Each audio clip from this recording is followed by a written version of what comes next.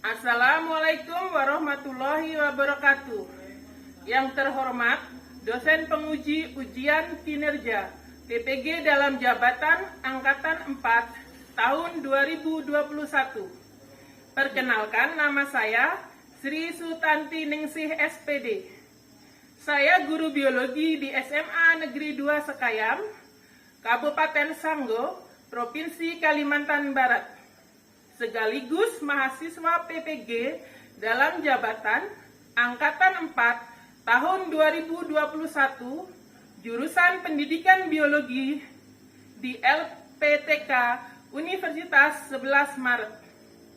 Pada kesempatan ini, Senin 6 Desember 2021, saya akan melaksanakan kegiatan praktek pembelajaran dengan mengambil kompetensi dasar 3.7, menganalisis hubungan antara struktur jaringan penyusun organ pada sistem pencernaan dalam kaitannya dengan nutrisi, bioproses, dan gangguan fungsi yang dapat terjadi pada sistem pencernaan manusia.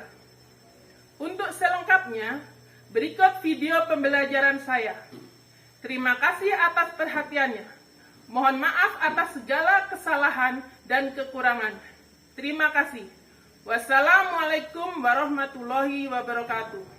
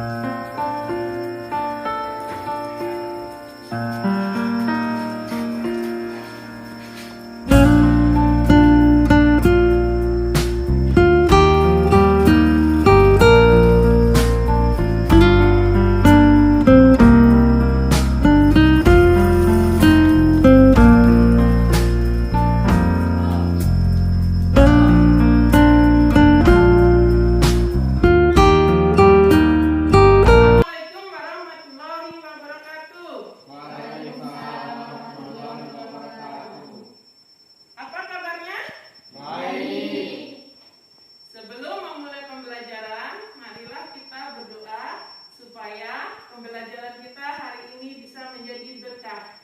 Silakan Acun memimpin doanya. Untuk memulai kegiatan pada pagi hari ini, mari kita berdoa menurut agama dan kepercayaan kita masing-masing. Berdoa dimulai.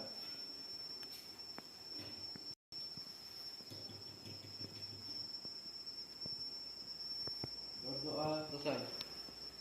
Terima kasih. Siapa yang tidak masuk hari ini? Oh, masuk semua ya. Selanjutnya, Ibu ingin melihat kerapian kalian. Silakan kalian berdiri semuanya.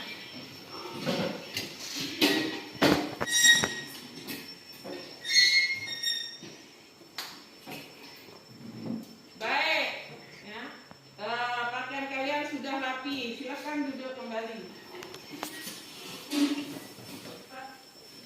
Kalian masih ingat materi apa untuk pembelajaran kemarin? Coba acungkan tangan.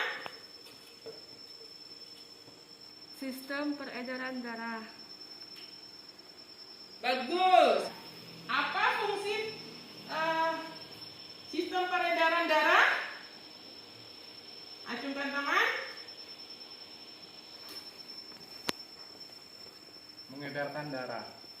Oh, bagus. Mengedarkan Darah. darah. Nah, darah ini yang dibawa apa, Adi?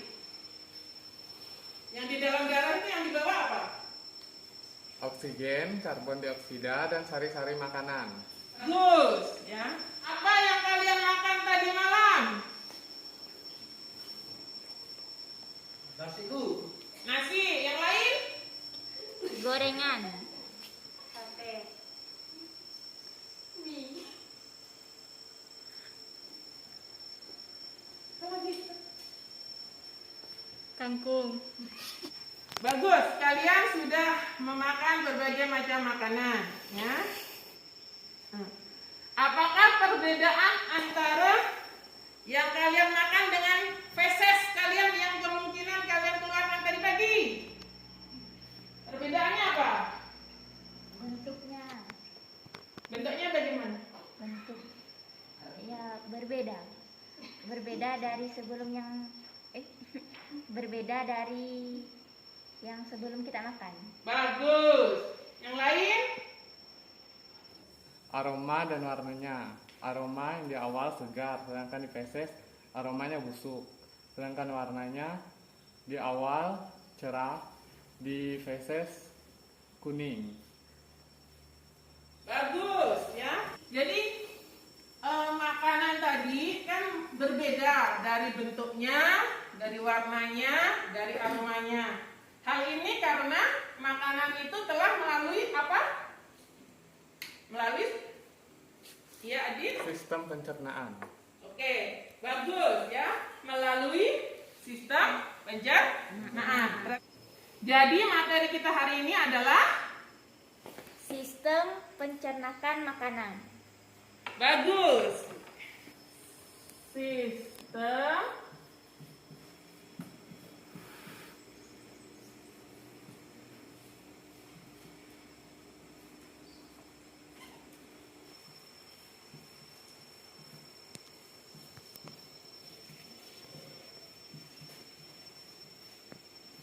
apa isi dari mulut itu? Gigi, ada lidah dan ada air liur. Bagus. Jadi kalau ingin mempelajari tentang mulut, berarti kita mempelajari tentang apanya? Struktur. Bagus. Struktur.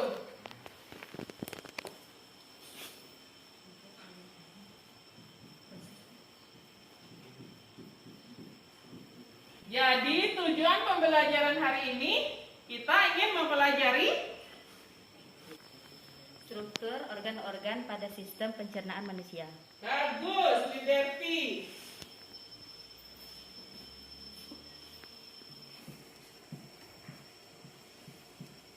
Kalimat yang di depannya ada Menjelaskan. bagus.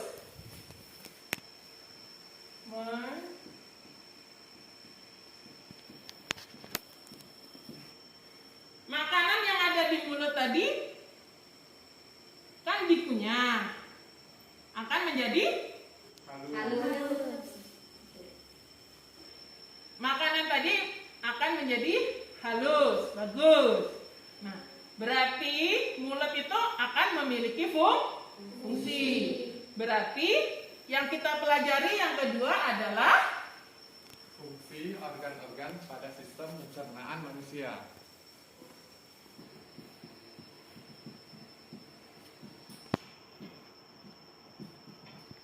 ini yang di depannya masih kosong. Berarti kalimat yang tepat apa nih? Menentukan. Makanan itu kan dari mulut masuk ke kerongkongan, lanjut ke lambung, lanjut ke usus halus, lanjut ke Usus besar. makanan ini kan berarti melalui apa? Dari mulut, kerongkongan, lambung, usus, berarti melalui suatu Proses. bagus proses ya. Proses yang terjadi pada manusia disebut manusia ini apa? Makhluk hidup. Berarti apa? Proses namanya? Bio. Berarti Proses. bagus. Bioproses. Bioproses apa? Bioproses makanan. Bioproses makanan. Kita tulis bioproses makanan pada siapa? Pada apa? Bunyinya apa? Pada sistem.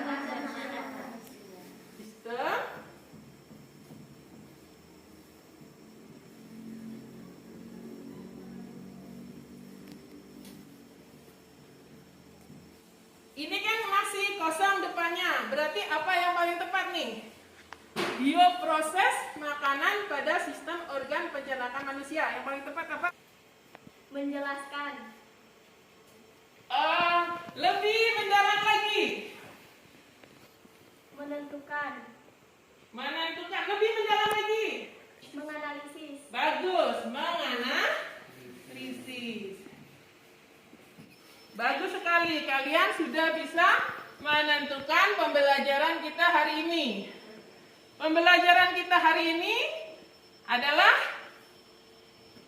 3 ini. Yang pertama, apa nih? Menjelaskan struktur organ-organ pada sistem pencernaan manusia. Yang kedua, Menentukan fungsi organ-organ pada sistem pencernaan manusia. yang ketiga, Menganalisis bioproses makanan pada sistem organ pencernaan manusia. bagus. Sekarang kalian perhatikan nasi yang kalian bawa. Tolong kalian makan nasi tersebut sampai lembut baru ditelan. Silakan.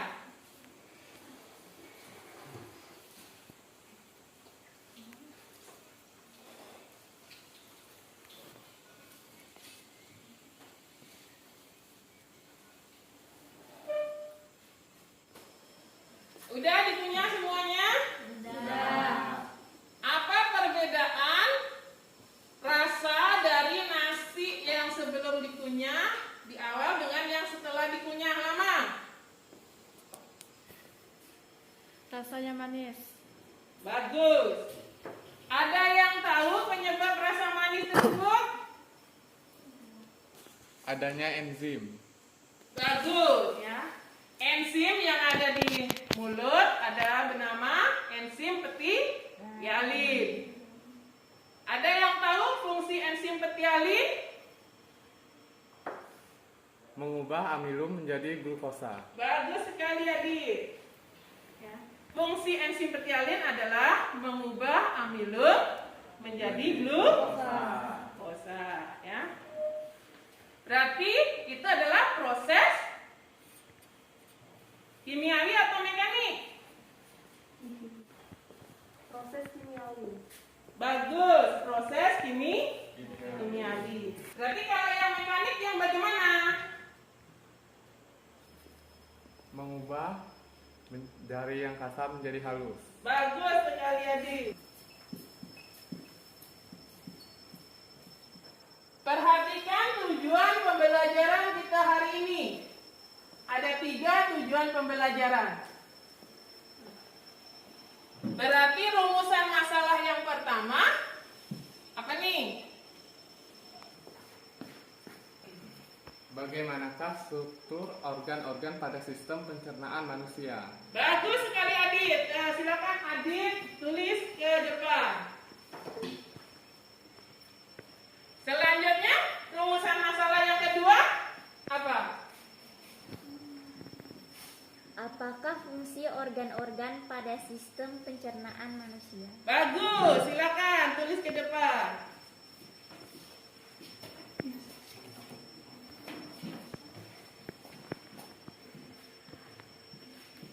Yang ketiga adalah Bagaimanakah proses makanan pada sistem organ pencernaan manusia? bioproses. Ya, silakan tulis ke depan.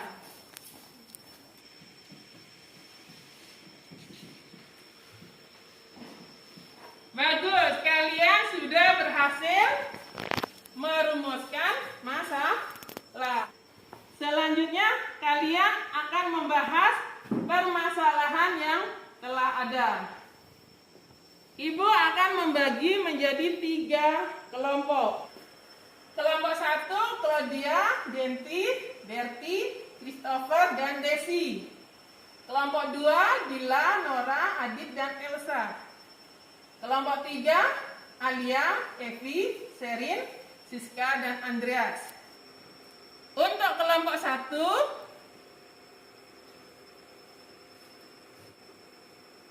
mengerjakan LKPD seperti ini.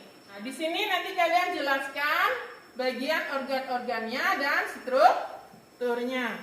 Untuk kelompok 2, kalian melengkapi nama organ dan fungsinya.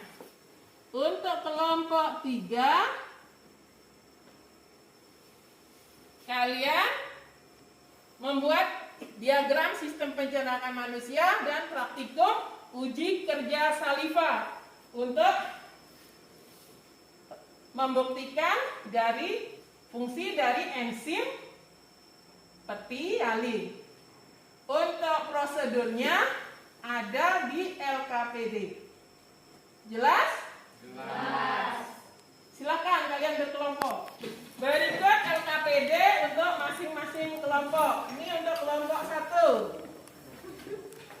Ini untuk kelompok 2. Ini untuk kelompok 3. Kalian presentasinya dibantu dengan kata gini. Silakan.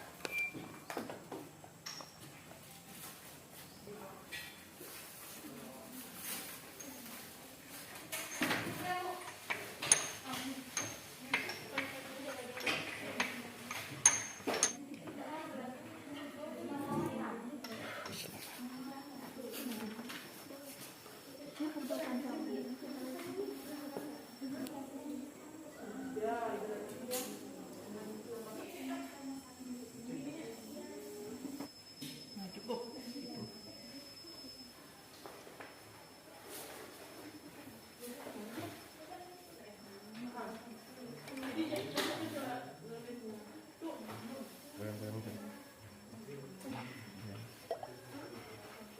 Kelompoknya mana?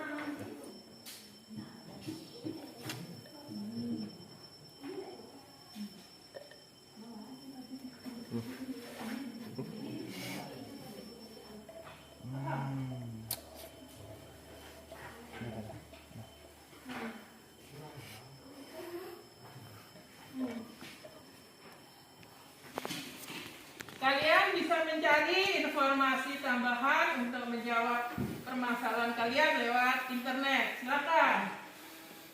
Permisi, mau izin mencari informasi tambahan di internet. Ya, silakan.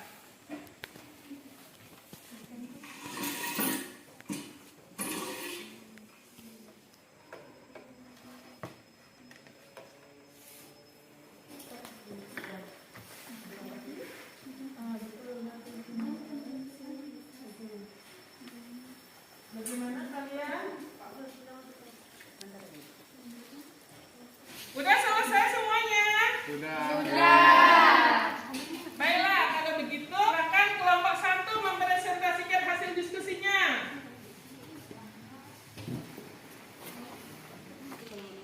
Kali kelompok 1 akan menjelaskan bagaimanakah struktur organ-organ pada sistem pencernaan manusia. Yang pertama di bagian mulut. Pada mulut terdapat gigi dan lidah.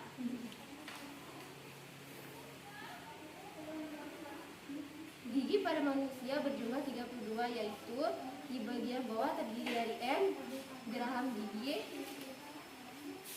di bagian atas 3, di bawah 3, kanan kiri. Yang P, geraham depan, atas 2, bawah 2, kanan dan kiri. Yang C, gigi taring, ada 1, di atas dan bawah dan kanan kiri. Yang I, gigi seri, ada 2, di atas dan bawah, kanan dan kiri. Yang kedua, gambar lidah. Struktur lidah adalah sebagai berikut.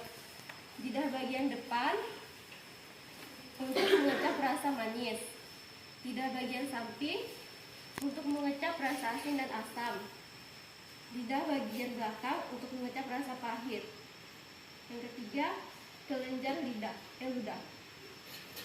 Jenis-jenis kelenjar ludah yaitu glandula parotis terdapat di dekat telinga. Glandula submaxillaris terdapat di bawah rahang.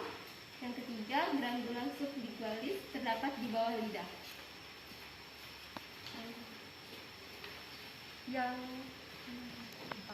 Yang keempat adalah kerongkongan. Kerongkongan berupa saluran yang berfungsi untuk memasukkan makanan dari mulut ke lambung. Yang kelima, gambar lambung dan bagian-bagiannya. Lambung dibedakan menjadi 3 bagian, yaitu A. Kardiak, bagian atas dekat hati. B. Fundus, bagian tengah. C. Pylorus, bagian bawah dekat dengan usus. Sphincter kardia, otot melingkar yang terdapat di antara esofagus dan lambung, akan terbuka jika ada makanan yang masuk. Dinding lambung tersusun atas 3 lapis otot, yaitu 1. Otot memanjang bagian luar, 2. Otot melingkar bagian tengah, 3. Otot miring bagian dalam.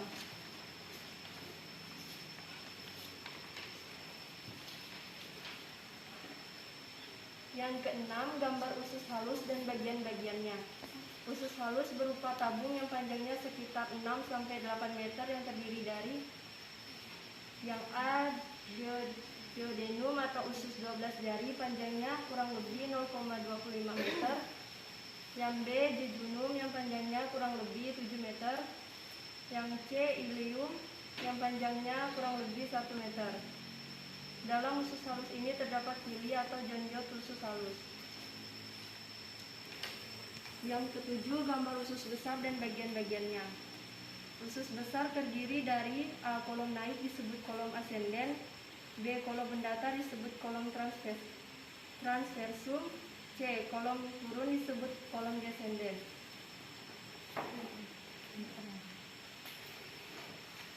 Yang keenam, ada gambar anus dan bagian-bagiannya. Anus adalah lubang yang merupakan muara akhir dari saluran pencernaan. Demikianlah presentasi pada kelompok kami. Silakan kelompok lain yang ingin bertanya. Bagaimanakah proses makanan yang ada di lambung sehingga menjadi bubur? Dinding lambung itu bersifat elastis. Jika lambung mengkontraksi, maka otot-otot lambung akan bergerak, mengaduk dan mencampur makanan dengan getah lambung. Setelah kira-kira 3 jam, makanan sudah menjadi bubur. Ada pertanyaan lagi? Tidak ada. Beri aplaus kepada kelompok 1. Selanjutnya silakan kelompok 2 untuk mempresentasikan hasil diskusinya.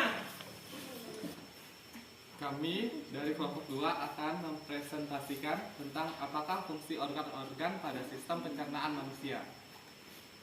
Yang pertama, mulut. Mulut terdiri dari gigi, lidah, dan air liur. Fungsi gigi adalah melakukan pencernaan mekanik, yaitu dengan memotong dan melumatkan makanan. Fungsi lidah adalah yang pertama, membantu mengaduk makanan yang ada di dalam rongga mulut. Yang kedua, membantu mendorong makanan pada waktu menelan. Yang ketiga, membantu membersihkan mulut. Yang keempat, membantu bersuara. Yang kelima, sebagai indera pengucap. Fungsi air liur untuk pencernaan kimiawi. Dalam air liur terdapat enzim ptyalin yang merubah amilium menjadi glukosa. Yang kedua, kerongkongan. Fungsi kerongkongan sebagai saluran tempat masuknya makanan dari mulut ke lambung. Yang ketiga, lambung. Fungsi lambung menghasilkan getah lambung yang mengandung HCl dan enzim-enzim pencernaan. Dengan adanya getah lambung dan kontraksi otot lambung, maka makanan menjadi hancur menjadi bubur atau kin.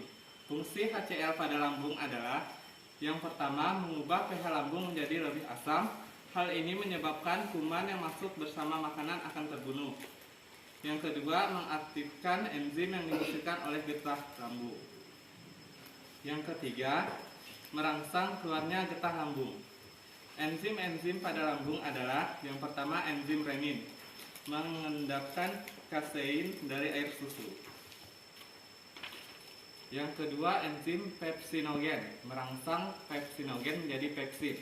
Pepsin berfungsi mencegah molekul-molekul protein menjadi molekul-molekul peptida. Yang ketiga lipase, berfungsi merubah lemak menjadi asam lemak dan gliserol. Yang keempat, usus halus. Fungsi sebagai tempat berlangsungnya pencernaan kimiawi dan penyerapan sari-sari makanan. Pencernaan kimiawi dilakukan dengan bantuan enzim-enzim. Enzim-enzim pada getah usus adalah A. Disakrase, berfungsi menghidrolisis disakarida menjadi monosakarida. B. Lipase, usus berfungsi menghidrolisis lemak menjadi asam lemak dan gliserol. Yang ketiga, enterokinase mengaktifkan enzim yang belum aktif, contohnya erepsinogen diaktifkan menjadi erepsin yang berfungsi menghidrolisis pepton menjadi asam amino. Yang kelima, usus besar. Fungsi pengaturan kadar air atau penyerapan air dan tempat pembentukan fases. Terjadi pembusukan makanan oleh bakteri Escherichia coli yang menghasilkan vitamin K dan biotin. Vitamin K dan biotin diserap oleh tubuh. Di usus besar tidak terjadi pencernaan mekanis dan kimiawi. Yang terakhir ada anus. Fungsi anus tempat pembuangan sisa-sisa makanan berupa feses. Demikian presentasi dari kelompok kami. Silakan yang ingin bertanya.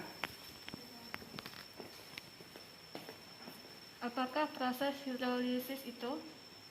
Hidrolisis adalah pemecahan senyawa kimia dengan penambahan air. Ada lagi yang ingin bertanya? Demikianlah presentasi dari kelompok 2. Beri aplaus kepada kelompok 2. Selanjutnya, silakan kelompok 3 mempresentasikan hasilnya. Silakan. Kami dari kelompok 3 ingin mempresentasikan hasil diskusi kami. Rumusan masalah, bagaimanakah bioproses makanan pada sistem organ pencernaan manusia. Yang pertama, makanan. Makanan yang masuk dalam mulut akan dicerna secara mekanik oleh gigi dan secara kimiawi oleh air ludah. Gigi akan memotong-motong makanan dan menghancurkan makanan. Air liur mengandung enzim patialin yang berfungsi merubah amilin menjadi glukosa. Berikut adalah tabel hasil praktikum uji kerja saliva. Tabung 1A tanpa saliva. Setelah penambahan benedit, biru. Setelah pemanasan, biru. Tabung 1B tanpa saliva. Setelah setelah penambahan benedit, biru. Setelah pemanasan, biru. Tabung 1C tanpa saliva. Setelah penambahan benedit, biru. Setelah pemanasan, biru. Tabung 2A dengan saliva. Setelah penambahan benedit, biru. Setelah pemanasan, coklat tua. Tabung 2B dengan saliva. Setelah penambahan benedit, biru. Setelah pemanasan, coklat tua. Tabung 2C dengan saliva. Setelah penambahan benedit, biru. Setelah pemanasan, coklat tua. 2. Mulut. Setelah dari mulut, dengan bantuan lidah, makanan ditelan dan masuk ke kerongkongan. Di dalam kerongkongan tidak terjadi proses pencernaan. Maksudnya, makanan dari kerongkongan ke lambung disebabkan oleh gerakan kristalik oleh otot-otot kerongkongan. Selanjutnya, makanan masuk ke lambung dan dihancurkan oleh getah lambung menjadi bubur kim. Getah lambung ini mengandung HCl yang bersifat asam. Di lambung juga terjadi pencernaan kimiawi oleh enzim-enzim. Selanjutnya, makanan masuk ke usus halus. Di usus halus, makanan dicerna secara kimiawi oleh enzim-enzim.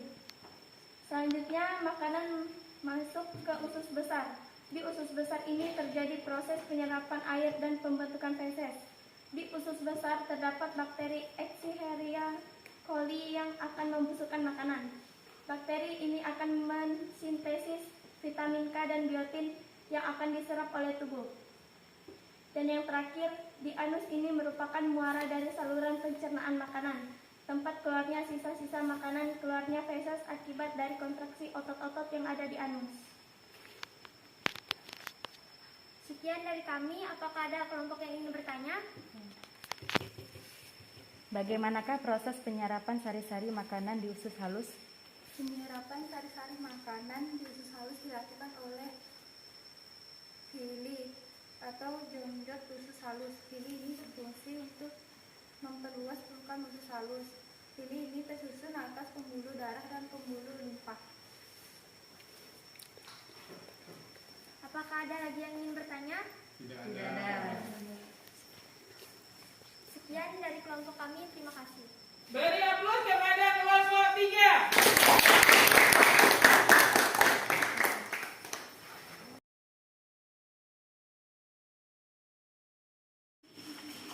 Selanjutnya, marilah kita menyimpulkan pembelajaran kita hari ini. Bagaimanakah kesimpulan pembelajaran kita hari ini? Silakan dari kelompok 1. Struktur organ-organ pada sistem pencernaan manusia terdiri dari mulut. Di dalam rongga mulut terdapat gigi, lidah, dan air liur. Gigi digunakan untuk pencernaan secara mekanik, sedangkan air lidah digunakan untuk pencernaan secara kimiawi. Kerongkongan berupa saluran yang berfungsi untuk memasukkan makanan dari mulut ke lambung. 3. Lambung dibedakan menjadi 3 bagian, yaitu A. Kardiak, bagian atas dekat dengan hati. B.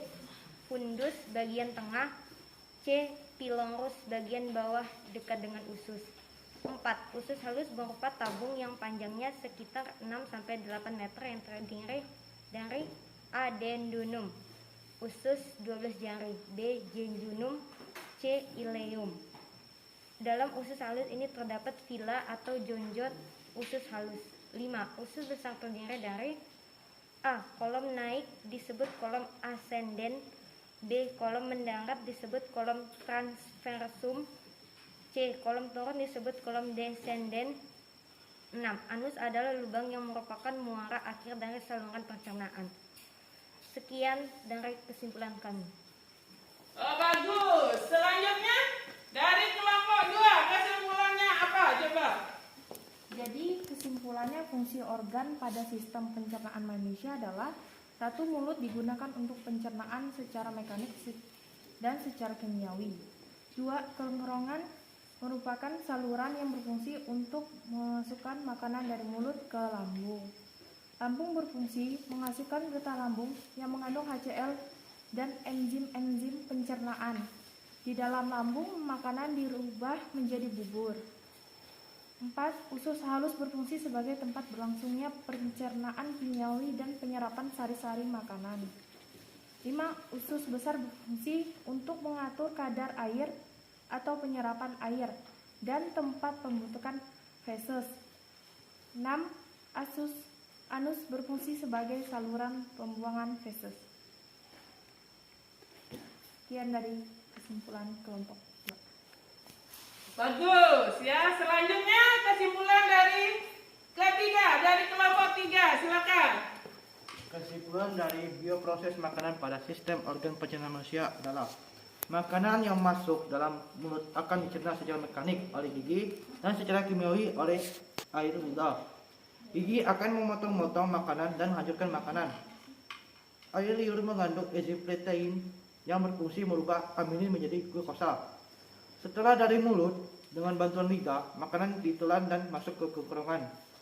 Di dalam kerongkongan tidak terjadi proses pencernaan. Selanjutnya, makanan masuk ke dalam lambung dan dihancurkan oleh getah lambung menjadi bubur atau disebut kim. Getah lambung ini mengandung HCI yang bersifat asam.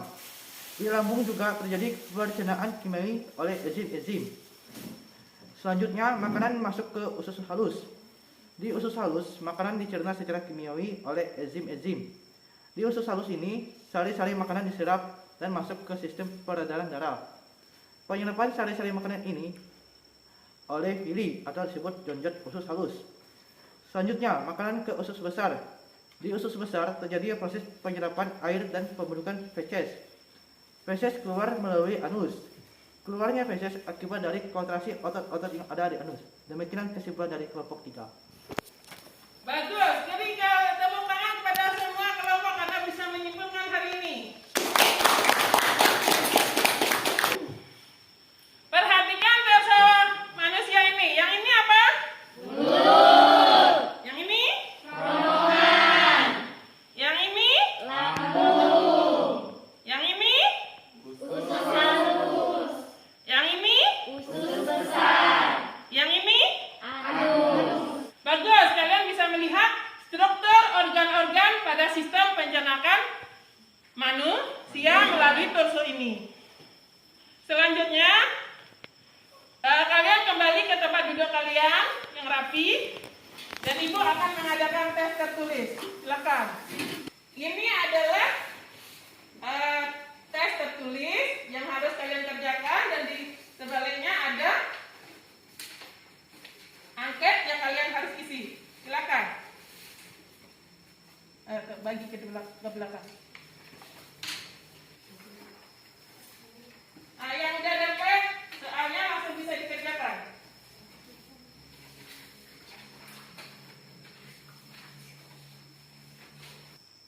Kalian bisa mengerjakan tes ini dalam waktu 7 menit.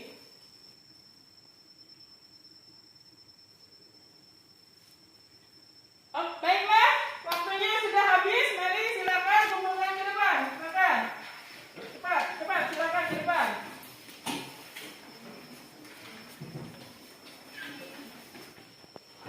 Kita kan masih di masa pandemi COVID-19. Ya. Kalian harus selalu menjaga kesehatan melalui protokol kesehatan, yaitu 3M. M yang pertama apa? Mencuci tangan. Yang kedua? Menjaga jarak. Yang ketiga? Memakai masker. Bagus. Kalian sudah paham tentang protokol kesehatan. Untuk mengakhiri pembelajaran kali ini, marilah kita berdoa. Silakan. Siapa yang memimpin doanya? Silakan, Adik. Sebelum pulang, marilah kita berdoa menurut agama dan kepercayaan kita masing-masing. Berdoa dimulai.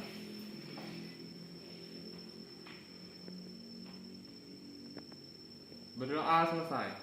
Terima kasih kalian telah mengikuti pembelajaran Ibu hari ini. Akhir kata, wassalam.